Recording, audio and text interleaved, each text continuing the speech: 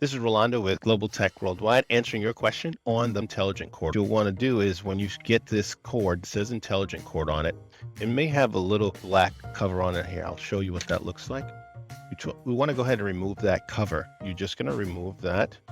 You use a pen or paper clip. Go ahead, pop that open like so, and then you'll see that you'll have some markings, numbers 1 through 7. And what I recommend is to simply go ahead, plug everything in. Once you're set up, go ahead, try to make a call on setting number 1, and you're going to go all the way through setting number 8.